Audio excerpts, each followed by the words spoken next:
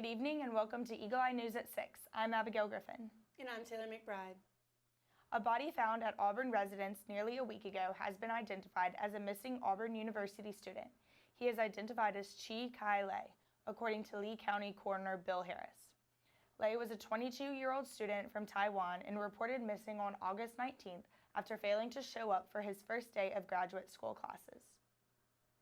He was discovered on November 10th in a shed at a home in the 500 block of Southview Drive.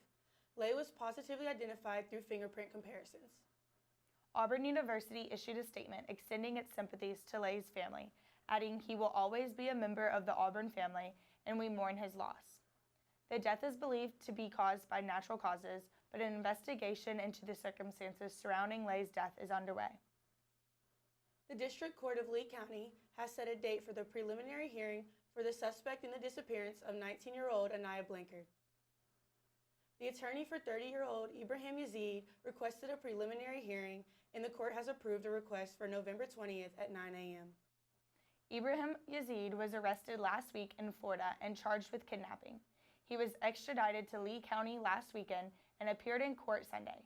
He is being held in the Lee County Jail and had his bond revoked. Yazid was out on a bond for a kidnapping case in Montgomery when he was arrested during the disappearance of Blanchard. Blanchard was last seen on October 23rd at a convenience store on South College Street and was reported missing the following day. Her car was found in Montgomery on October 26th with blood evidence indicative of someone suffering a life-threatening injury.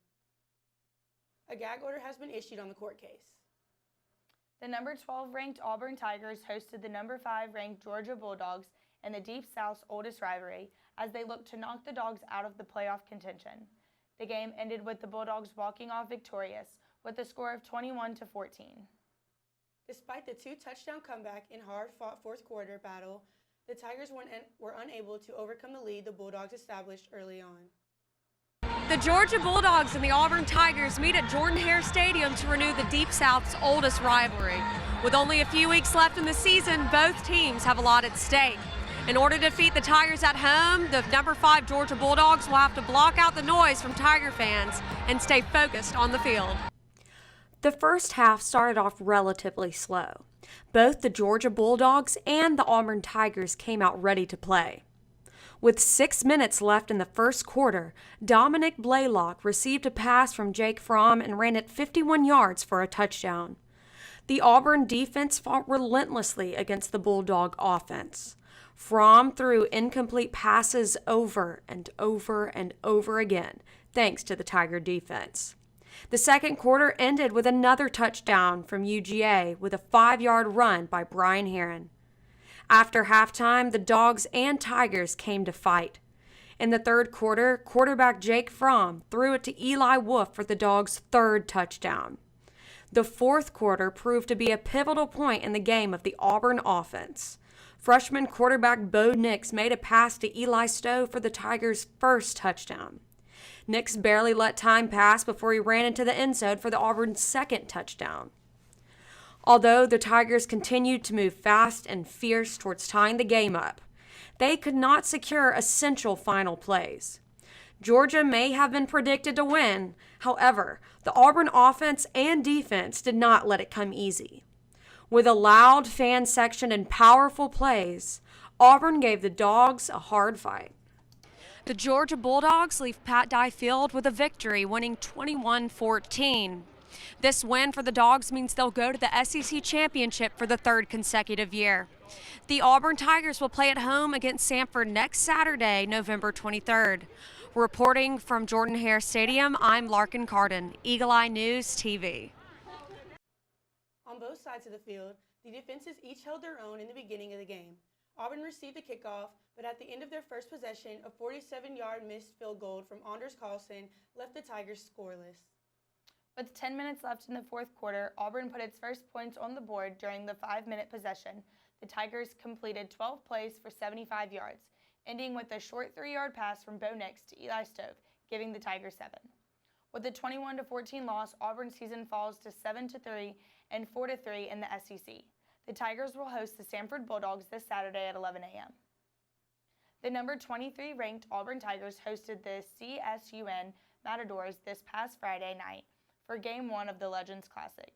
The Tigers had a strong win defeating CSUN 116-70. The Tigers dominated offensively, starting the game with an 11-0 run.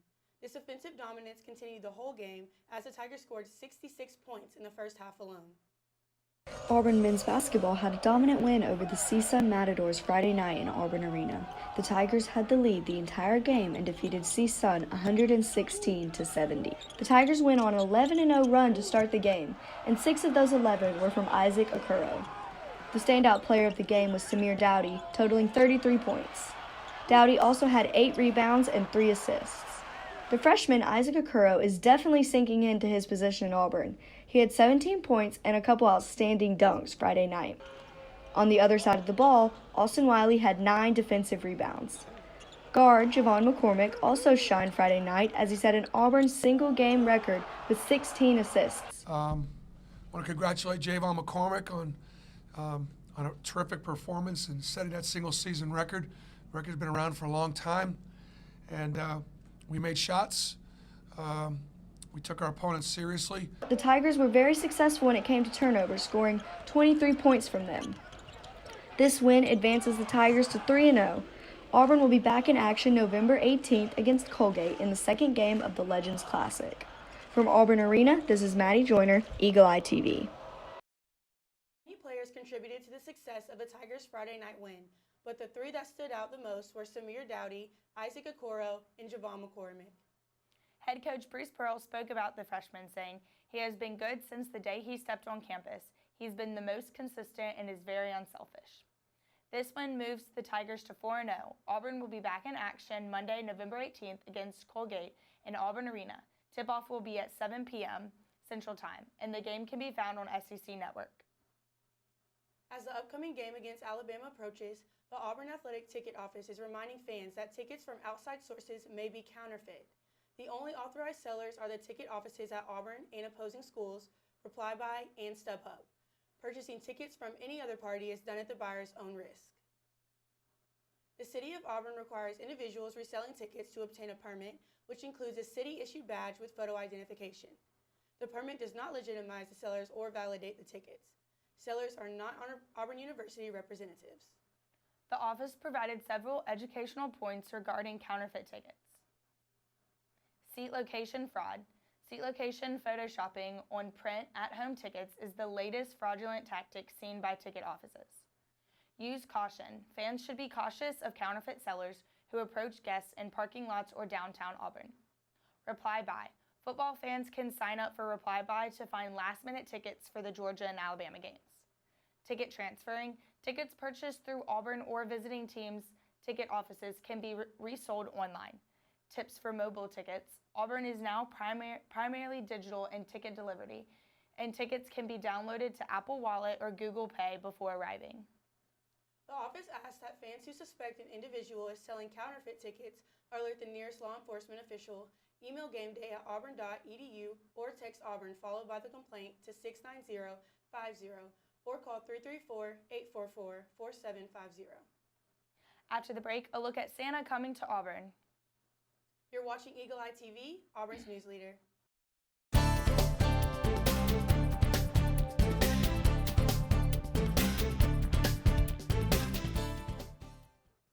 Santa Claus will be visiting Auburn University's Career Preserve and Nature Center during its annual Ho Ho Ho hike Saturday, December 7th from 10 to 11:30 a.m. The Ho Ho Ho hike is a fun, family-friendly event for all ages.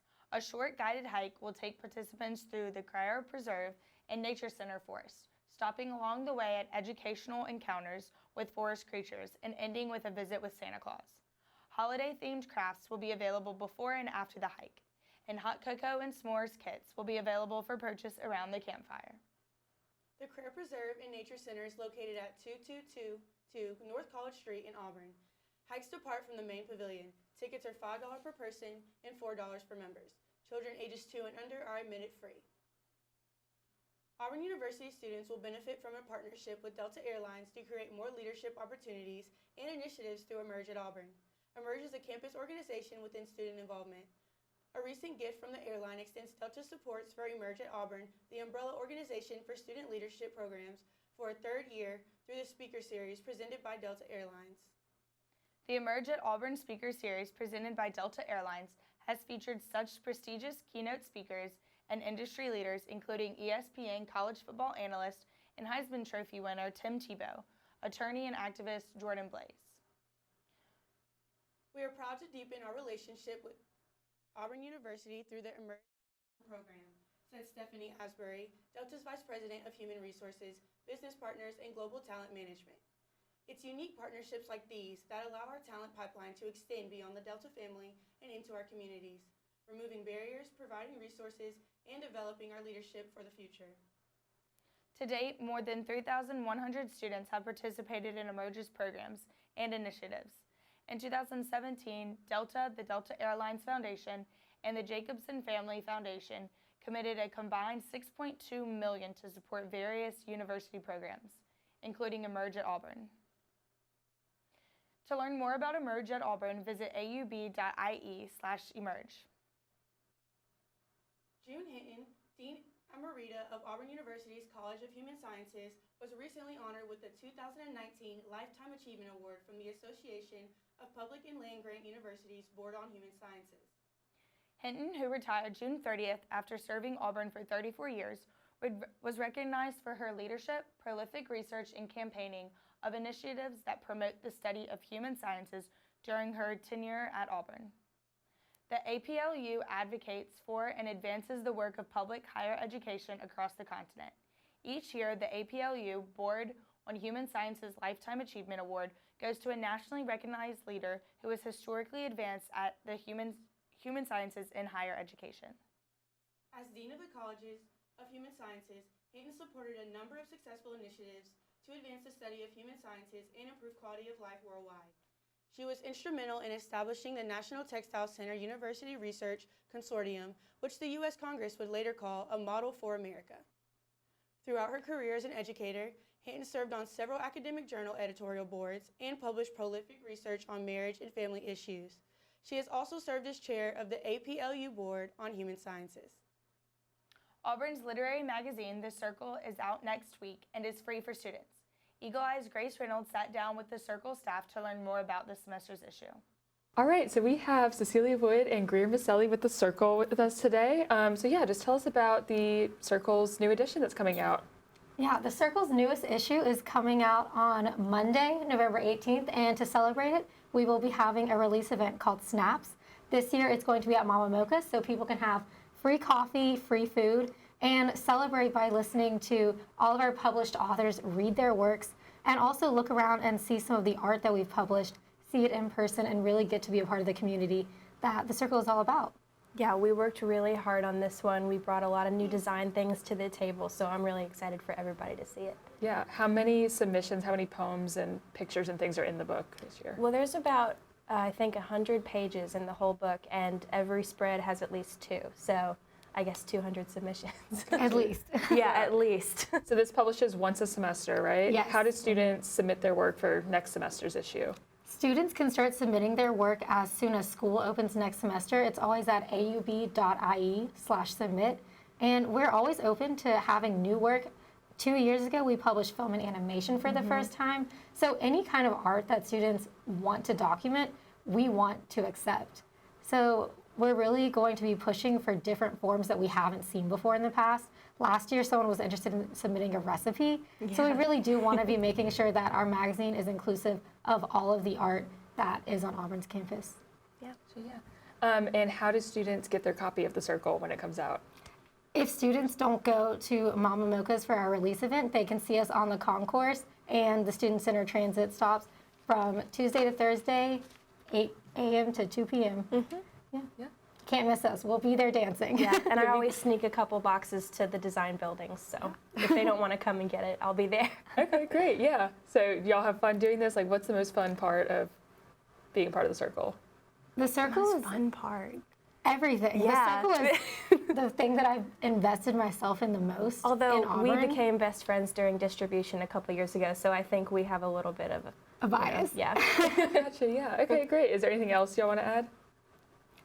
We really just want Auburn's campus to know that Auburn isn't just a school for engineering or math or football or basketball, there is such a creative community that's on campus. And we really hope that by the Circle, people can feel that they're a part of that. So we hope that this year's issue is the best one yet. Great. I'm sure it will be. Thank you all so much. Thank you. You can also visit auburncircle.com for more information about the magazine. Project Uplift is an agency whose main goal is to help children develop constructive, happy lives to combat delinquency. For those interested in becoming a mentor, Project Uplift will be hosting training sessions at the following dates: November 17th from 3 to 5:30 p.m. and December 3rd from 4 to 6:30 p.m. No registration is required. Both sessions will be held in 158 Cary Hall. Online training is available for those unable to attend. For questions, please call 334-844-4430 or email puplift@auburn.edu. Our new pet of the week, Zelda, is the hero of her own story.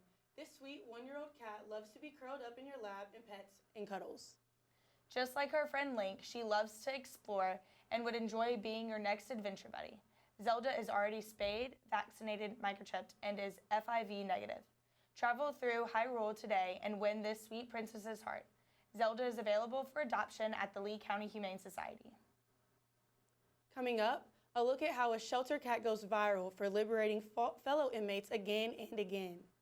You're watching Eagle Eye TV, Auburn's news leader.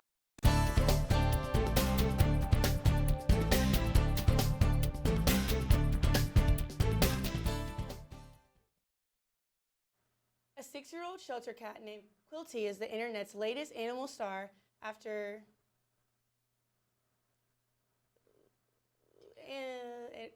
he kept breaking fellow felines out of their enclosures.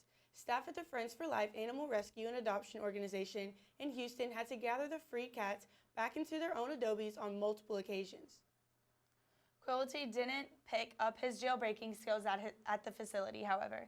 He used to let his dog sibling in the house at his old home, says the organization. Quilty is now on a week-long trial at a possible forever home, where his potential adopter said he hasn't shown any slickness at all yet.